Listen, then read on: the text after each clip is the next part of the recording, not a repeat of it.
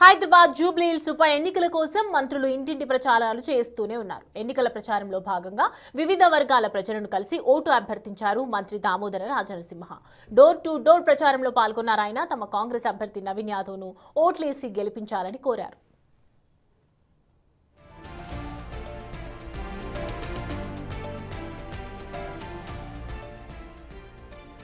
పదేళ్లలో బీఆర్ఎస్ ఏం చేసిందని ప్రశ్నించారు మంత్రి కోమటిరెడ్డి వెంకటరెడ్డి. రెండేళ్లలో తాము చేసిన అభివృద్ధి కాంగ్రెస్ ను గెలిపిస్తోందన్నారు. నవీన్ యాదవ్ ను విమర్శిస్తోన్న కేసీఆర్ గతంలో ఆయన తల్లికి బీఫామ్ ఎలా ఇచ్చాడని ప్రశ్నించారు.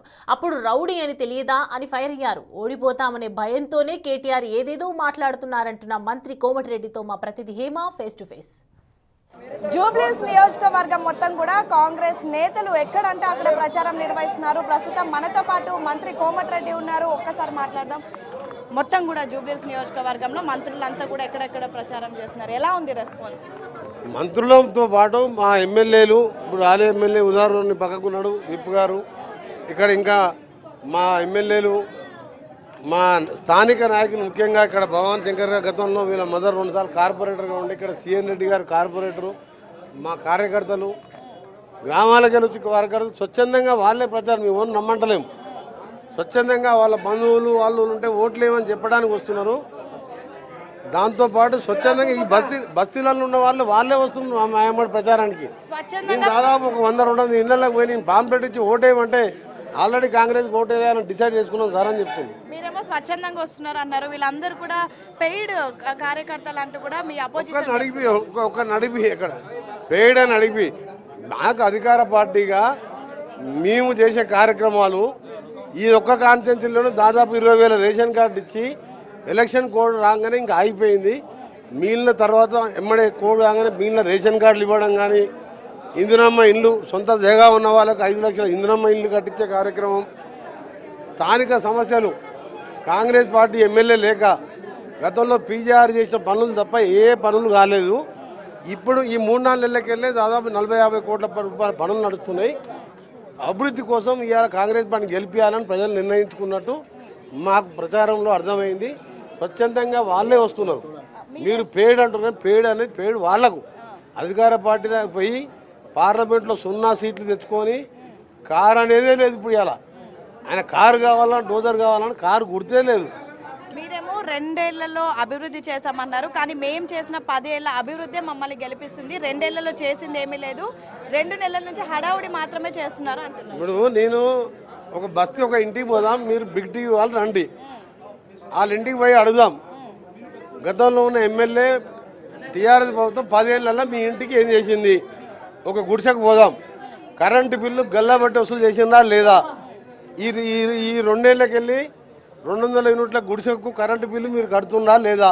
ఆటో డ్రైవర్ ఇంటికి పోదాం, నువ్వు ఉండేది ఒకటే రూమ్లో ఇంట్లో కదా బస్తీలో, కరెంటు బిల్లు కడతా నెలకు 1000 రూపాయలు. 1000 రూపాయలు అంటే సంవత్సరానికి 12,000 మిగిలిస్తున్నాం.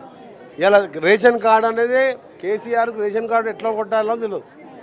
10 సంవత్సరాలు ఒక రేషన్ కార్డు ప్రింట్ చేయని వాడు ఇవాళ మేము రాష్ట్రం మొత్తం 7 లక్షల రేషన్ కార్డు ఇచ్చినాం. ఇక్కడ 15,000 రేషన్ కార్డు ఇచ్చి ఈ ఎన్నికల కోడ్ తర్వాత మిగిలిన ప్రతి ఇంటికి రేషన్ కార్డు ఇచ్చి సన్నబియ్యం అంటే తెలుసా అసలు రేషన్ కార్డు? అసలు కేటీఆర్ అమెరికాలో తిరిగి వచ్చిండు, పెద్ద దొరలు వాళ్ళు. సన్నబియ్యం ధర 50 రూపాయల కిలో. నేను తినే సన్నబియ్యం, నువ్వు తినే సన్నబియ్యమే. పేదోళ్ళు ముఖ్యమంత్రి గారు అదే బియ్యం ఇస్తున్నాం.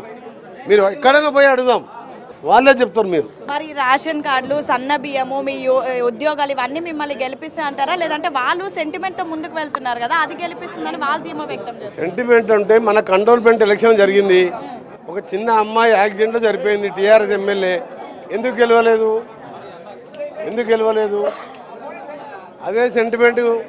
పీజేఆర్ గారు 59 ఏళ్ళకే పేదల దేవుడుగా, పీజేఆర్ అంటేనే పేదల దేవుడు. హైదరాబాదే కాదు తెలంగాణ కోసం కొట్లాడిన అసెంబ్లీలో సిఎల్పి నాయకులుగా ఆయన చనిపోయినప్పుడు పీజేఆర్ భార్య, అప్పుడు ఆయన చిన్న పిల్లలు ఉంటే తీసుకుపోయి ఇంటి ముందు ఉంటే 3 గంటలు అపాయింట్మెంట్ ఇవ్వలే, ఆయన పోటీ పెట్టిండు. అప్పుడేమైంది సెంటిమెంట్ పనిచేస్తే కంటోన్మెంట్లో పనిచేసేది ఉండే కదా. కంటోన్మెంట్ వీళ్ళ ఎమ్మెల్యే గెలిచిన 6 నెలలకే చనిపోయింది. ఎమ్మెల్యే అయిన 6 నెలలకు వాళ్ళ నాయన కూడా ఎమ్మెల్యే ఉండే సాయన్న 3 సార్లు 4 సార్లు ఎమ్మెల్యేగా, వాళ్ళ బిడ్డ ఎమ్మెల్యే అయింది, యాక్సిడెంట్లో దురదృష్టవశాత్తు చనిపోయింది. అప్పుడు మరి వాళ్ళ కుటుంబంలో పెట్టినప్పుడు సెంటిమెంట్ అక్కడ ఎందుకు పనిచేయాలి? సెంటిమెంట్ అనేది ఎప్పుడు పనిచేయదు. ప్రజా సమస్యలు ఎక్కువ ఉన్నాయి ఇక్కడ ఈ బస్తీలలో. జూబ్లీ హిల్స్ అంటే పేరుకు జూబ్లీ హిల్స్, తప్పు పెట్టిన పేరు, కాన్సెన్స్ పేరు. జూబ్లీ హిల్స్ అంటే అందరూ ధనవంతులు అనుకుంటారు. 90% బస్తీలలో ఉండే వాళ్ళు ఇవాళ డ్రైనేజ్ వ్యవస్థ, లైట్లు లేవు, ఇంటి మీదకి వెళ్ళి కరెంటు స్తంభాలు పోతున్నాయి, కరెంటు తీగలు పోయి 10-20 మంది చచ్చిపోయినరు, వాళ్ళకి ఇల్లు లేవు, సొంత ఇల్లు లేవు, కిరాయి ఇళ్ళల్లో ఉంటున్నారు, సగం సంపాదన కిరాయి ఇల్లు అవుతుంది. సొంత జగా ఉన్న ఇందునమ్మ ఇల్లు కావాలి, రేషన్ కార్డు ఇస్తుంది గవర్నమెంట్, ఉచితంగా కరెంట్ ఇస్తుంది అని చెప్పి కాంగ్రెస్కి వేయాలని నిర్ణయించుకున్నాం. వేసినట్టే లెక్క 30 నుంచి 50,000 మెజార్టీతో వస్తున్నాం. అందరికీ నమస్కారం. చివరిగా మీ అభ్యర్థి ఒక రౌడీ, అందుకే మీరు ఇంకా పీజీఆర్ పేరు చెప్పుకొని ఓట్లు అడుగుతున్నారు అని ప్రతిపక్షాల ఆరోపణలు చేస్తారు. రౌడీ అయితే ఈయన కేటీఆర్ 10 ఏళ్ళు మంత్రి, ముఖ్యమంత్రి అన్నట్టే కదా. ఆయన పేరుకు మంత్రి, పేరుకు ముఖ్యమంత్రి, ఈయనే ముఖ్యమంత్రి. ఒక ఎఫ్ఐఆర్ కాపీ తీసుకురా నవీన్ యాదవ్ మీద ఈ కేసులు ఉన్నాయని. ఇదే వాళ్ళ నాయన చిన్న శ్రీశైలం యాదవ్ వాళ్ళ అమ్మకు కూడా కేసీఆర్ స్వయంగా బీఫామ్ ఆయన చేతుల మీదుగా అందించిండు. మరి ఆ రౌడీ కుటుంబానికి నువ్వు ఎందుకు అప్పుడు టికెట్ ఇచ్చినావు? ఆ రౌడీ కుటుంబానికి టీఆర్ఎస్ పార్టీ ఎందుకు టికెట్ ఇచ్చింది? ఇవాళ ఒక బలహీన వర్గాల అభ్యర్థి, యువకుడు, ప్రజలలో మంచి పేరుండి ఆపదలో సాపదలో 10 రూపాయలు సాయం కావాలని చేసేవాడు, ఏదన్నా హాస్పిటల్లో పడితే 10 రూపాయలు సాయం చేసేవాడు, యువకులు ఏమైనా చదువుకుంటానంటే ఆర్థికంగా సాయం చేసేవాడు, గెలుస్తున్నాడని చెప్పి దిగజారిపోయి ఒక యువకుని, బలహీన వర్గాల యువకుని పట్టుకొని ఆగ్రౌడి అనడం ఎంతవరకు సమయం ఉంటే? నువ్వు ఎఫ్ఐఆర్ కాపీ పలానా మర్డర్ కేసు ఉంది, పలానా ఈ కేసు ఉంది అని చెప్పి చూపించమని చెప్పండి, మేము ఒప్పుకుంటాం. లేనిపోని ఆ విధంగా చేయడం, మనిషిని బాధ పెట్టడం తోటి మనిషిగా అది మంచి పద్ధతి కాదని నేను కేటీఆర్ రిక్వెస్ట్ చేస్తున్నా. నువ్వు అభాండాలు వేయాలి కానీ వాస్తవాలు చూపించాలి.